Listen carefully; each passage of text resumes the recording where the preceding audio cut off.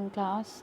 हमारा आज का टॉपिक जो है वो ब्रीफ सा एक अकाउंट है जो कि है relationship between fresh water micro organism and aquatic plants.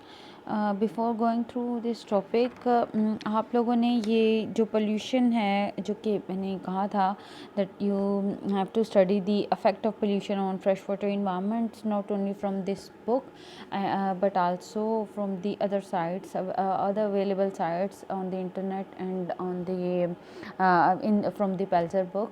तो ये आप लोगों ने जो पॉइंट्स बनाए होंगे वो आप लोगों ने साथ ही यहाँ पे इसी बुक में 7 पॉइंट्स लिख लें, और जो यहाँ पर पॉइंट्स दिए गए हैं वो भी उनकी भी नंबरिंग कर लें। ये आप लोगों ने दोनों ही लॉन्ग क्वेश्चन के तौर पे तैयार करने हैं, जिसमें से आप ये सीवेज वेस्ट और इंडस्ट्रियल सोर्सेज और थर्ड लेवल पर जो मैंने आपको बताया था वो थर्मल पोल्यूशन का था। तो ये तीनों तरह की पोल्यूशन, इसका affect on fresh water environment, ये इंडिपेंडेंटली जो हैं ये 10 मार्क के तौर पे आपने तैयार करने हैं। ठीक है, तो ये आप लोग बनाएंगे और इसको आप लोग बेशक इसके साथ यहाँ पर पेज अटैच कर लें ताकि आपको साथ ही पता चल जाए कि यहाँ से आपने इसको ये इलेबोरेट करके करना है। अगर क्लास में से कुछ स्टूडेंट्स इसको बना रहे हैं और बाकी सबके साथ शेयर कर रहे हैं, वैसे तो सबको करना चाहिए, लेकिन कुछ जो अच्छा बना पाएँ और शेयर करें बाकी सबके साथ, तो वो आप लोग उसको लिख लें या प्रिंट्स यहाँ पर अटैच कर लें। तो ये लॉन्ग क्वेश्चन के तौर पे आपने तैयार करना है। This is very important. तो आज जो हम पढ़ने जा रहे हैं वो है, ये एक छोटा सा टॉपिक है। हम इसको पढ़ने के बाद you are given an assignment, और आप लोग वो असाइनमेंट मुझे सबमिट करवाएंगे ऑन वेडनेसडे। तो आप सब लोगों ने ये असाइनमेंट मुझे ग्रुप की फॉर्म में सबमिट करवानी है। जैसे कि there are 10 groups in your class, तो हर ग्रुप ने जो है वो मुझे इंडिविजुअल के बजाय ग्रुप असाइनमेंट सबमिट करवानी है। टॉपिक सबका सेम होगा। अब ये आप लोगों पर है कि आप ग्रुप में उसको कैसे डिवाइड करते हैं, but I at the end of the day I must be given with the 10 assignments. तो आप लोगों ने ये 10 असाइनमेंट्स मुझे सबमिट करवाने हैं। ये असाइनमेंट्स जो हैं इनके 5 मार्क्स होंगे आप लोगों के सेशनल मार्क्स में से, जो कि मैंने 5 मार्क्स इन असाइनमेंट्स की तरफ हो आप की वजह से आपको मिलेंगे। सो जितनी अच्छी असाइनमेंट होंगी उतनी ही अच्छे मार्क्स आपको दिए जाएंगे।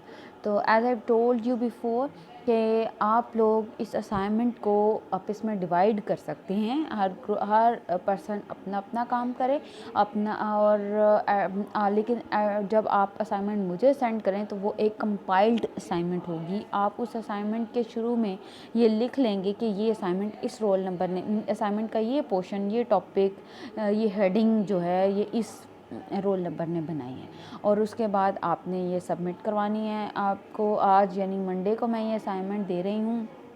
चलें वेडनेसडे नहीं तो आप लोग थर्सडे तक ये काम कर लें, 2 दिन ले लें, और उसके बाद आप लोगों ने ये असाइनमेंट मुझे रिटन फॉर्म में सबमिट करवानी है। ये असाइनमेंट जो होगी ये आप लोगों ने ऑर्डनरी ये नेट सोर्सेज से नहीं बनानी है, बल्कि ये असाइनमेंट मुझे रिव्यू पेपर्स में से चाहिए। यानी you will go to the Google Scholar. आप गूगल पे टाइप करोगे गूगल स्कॉलर, और उसके देन गूगल स्कॉलर का जो पेज खुलेगा उस पर आप लोगों ने असाइनमेंट टॉपिक लिखने हैं, और उसके बाद उसमें से डाटा लेकर आप लोगों ने मुझे ये असाइनमेंट बनाकर सबमिट करवानी है। तो आप लोग ये असाइनमेंट बहुत अच्छी सी होनी चाहिए। आप लोगों ने इसको इसमें सब जो है वो साइंटिफिक डाटा होना चाहिए, ये रैंडम नहीं होनी चाहिए। ठीक हो गया, ये आपको नेट से ही मिलेगी। Assignment topic will be shared in your group, और आप जैसे मैंने आपको बता दिया है ये हर 10 के 10 ग्रुप का असाइनमेंट टॉपिक सेम होगा, लेकिन जो असाइनमेंट हैं वो सब ने अपनी अपनी बनानी और अपनी अपनी सबमिट करवानी है। किसी की असाइनमेंट मुझे मिलती हुई नज़र आई तो वो दोनों ही ग्रुप को कोई मार्क्स नहीं मिलेंगे, रिगार्डलेस कि किसने बनाई और किसने शेयर की। हर कोई अपना अपना काम करे, और आपको जो भी सब टॉपिक मिलता है वो आप लोग आपस में डिवाइड करें। जो भी टॉपिक मिलता है उसके सब टॉपिक्स आपस में डिवाइड कर लें, और उसके बाद ये असाइनमेंट एक कंपाइल्ड फॉर्म में मुझे थर्सडे तक सबमिट करवा दें। ठीक हो गया। तो आते हैं आज के टॉपिक की तरफ, relationship between fresh water micro organism and aquatic plants. As we have already discussed that the freshwater environments are close to the terrestrial environment, and there are some points on which freshwater environments met with the terrestrial environment, और ये ऐसी environment होती है जहाँ पर कुछ plants, rooted plants भी exist करते हैं। दो तरह के प्लांट्स जो हैं वो फ्रेश वाटर इन्वायरमेंट में पाए जा सकते हैं और दोनों ही का अफेक्ट माइक्रो ऑर्गेनिज्म पर होता है। One are the free floating truly aquatic plants, और ये या तो सबमर्ज रहते हैं वाटर में, रूटेड प्लांट्स होते हैं but they remain submerged in water, और they are freely floating on the surface of water. और दूसरे जो प्लांट टाइप के प्लांट्स होते हैं वो टेरेस्ट्रियल प्लांट्स होते हैं, but somehow they are interconnected with the water on the time of high tides. जब हाई टाइड का वक्त होता है तो वहाँ यहाँ पर फ्रेश वाटर जो है वो आता है और इनको बात करता है। इस वजह से ये जो दोनों तरह के प्लांट्स हैं, whether they are aquatic plants और whether they are fresh water, दोनों का ही इफ़ेक्ट जो है वो होता है on the fresh water microorganisms. तो किस तरह से ये अफेक्ट होता है? Some time the microflora that is associated with the aquatic plants, they are associated with symbiotically. ये इनकी एसोसिएशन सिम्बियोटिक होता है। Neither of the organism can live without each other or they help each other by some way। और कुछ time पर ये जो association होता है ये ट्रांजिटरी एसोसिएशन होता है, थोड़ी देर के लिए होता है और इसका कोई भी खास अफेक्ट एक दूसरे पर नहीं होता है। जनरली दो तरह का माइक्रोफ्लोरा होता है। One type of microflora are generally associated with the rhizosphere. Rhizosphere is the point where the rooted plants, the roots of the plants, they in contact with the soil particles। और ये जो space होती है micro space, that is called as rhizosphere. तो एक microflora तो ये microflora है। This kind of microflora is in combination with the soil and with the plant microflora. ठीक हो गया। लेकिन दूसरी टाइप का माइक्रोफ्लोरा एपिफिटिक माइक्रोफ्लोरा होता है। एपिफाइट्स आप ऑलरेडी जानते हैं। एपिफिटिक माइक्रोफ्लोरा मोस्ट ऑफन जो है वो प्लांट की लीव्स पर, जनरल बॉडी सरफेस पर, स्टम्प पर, इस तरह से जो है वो पाया जाता है। Generally, this type of microflora consists of gram-negative bacteria. They are oxidase positive and rod-shaped bacteria that may be present on the surface of plants, on the different body parts of the plant. Sometime ये जो association होता है ये symbiotic association होता है और इसका बहुत फ़ायदा होता है। जैसे कि एक सिम्बियोटिक एसोसिएशन जो है वो फ्लोटिंग एक्वेटिक फर्न एजोला और एक सियानोबैक्टीरिया एनाबियाना एजोली के दरमियान बताया गया है। अब ये इन दोनों का एसोसिएशन किस तरह से बेनिफिशियल होता है कि फर्न में ये एनाबियाना जो है वो रहता है और इसके लीव्स में रहता है। As we know that Anabaena is a cyanobacteria, so it produce nitrogen.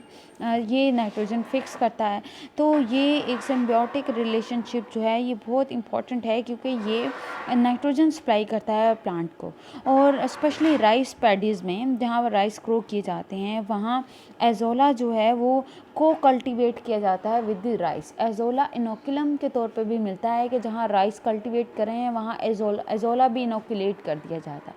अब होता क्या है, जहाँ राइस ग्रो करते हैं उसके साथ ही एजोला ग्रो करता है और एजोला के साथ एजोला की लीव्स में सिम्बियोटिकली जो है वो एनाबियाना होता है।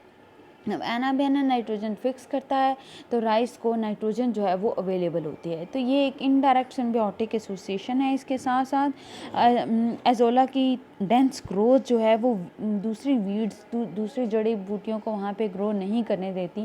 दैट में hinders the growth of rice. तो इस तरह से ये एसोसिएशन जो है ये बहुत ही सक्सेसफुल एसोसिएशन है। तो इस तरह से ये आप लोगों ने इसको देख लेना है। यहाँ पर ये जितनी डायग्राम्स हैं और इनके लेजेंड्स दिए गए हैं ये सब आपने पॉइंट्स की फॉर्म में इसी में ऐड कर लेना है और देन आपने जो है वो इसको जो है बताना है, इन सब पॉइंट्स को यहाँ पर डिस्कस करना है। तो आज का हमारा टॉपिक इतना ही है, आप लोगों ने इसको पढ़ लेना है और साथ ही साथ आपने असाइनमेंट पे काम शुरू कर देना है। और असाइनमेंट के का टॉपिक जो है वो अभी हॉट इशू है वही होगा, और that is about the corona virus. आप लोगों ने क्या करना है that your assignment must have 2 parts.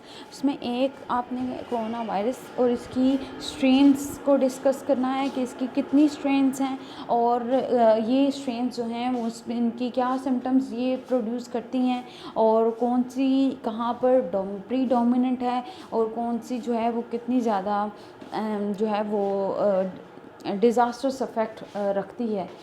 ये एक डिस्कस करना है। और इसका दूसरा पार्ट जो होगा वो वैक्सीन के हवाले से है कि आजकल जो वैक्सीन बनाई जा रही हैं, आपने इसको साइंटिफिकली डिस्कस करना है कि ये वैक्सीन जो है ये बेसिकली है क्या, और ये किस तरह से काम करती है, कितनी टाइप्स की वैक्सीन हैं, और स्पेशली पाकिस्तान में जो अवेलेबल वैक्सीन्स हैं उनके बारे में आपने डिस्कस करना है कि ये कौन सी हैं।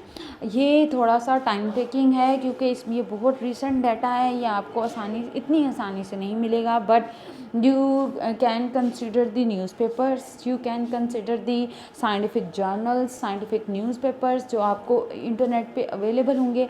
तो आपने वहाँ से ये मिलकर ये डाटा जो है ये तैयार करना है, और मुझे एक अच्छी असाइनमेंट चाहिए तभी मार्क्स मिलेंगे, अदरवाइज़ मार्क्स जो हैं वो नहीं मिलेंगे। ये टॉपिक्स एक दूसरे से डिवाइड कर लें, पहले स्ट्रेन्स को आप लोग सर्च आउट कर लें कितनी हैं। अब मुझे ये मैंने देखा है कि हर एक ग्रुप में 10 स्टूडेंट्स हैं, तो आप लोगों ने ये काम बहुत ईजिली कर सकते हैं कि पहले स्ट्रेन को देख लें कि कितनी है। एक पर्सन जो है वो एक स्ट्रेन पर काम कर ले कि उसकी अकरेंस क्या है, उसके सिम्टम्स क्या हैं। पाकिस्तान के हवाले से स्पेशली आप लोगों ने बात करनी है, और उसके बाद जो है हाफ ग्रुप जो है वो वैक्सीनेशन पे काम कर ले, और वैक्सीनेशन भी कितनी टाइप्स की है और ये इसको आप इसमें डिवाइड कर लें, और इस तरह से आप लोग जो है वो ये काम करेंगे। तो मुझे ये असाइनमेंट बहुत अच्छी फॉर्म में चाहिए, जो कि आप लोगों से क्योंकि आप लोग सीनियर मोस्ट सेमेस्टर हैं, तो आप लोगों ने ये काम अच्छे तरीके से करना है। आपसे मुझे बहुत अच्छा आउटपुट चाहिए इसका।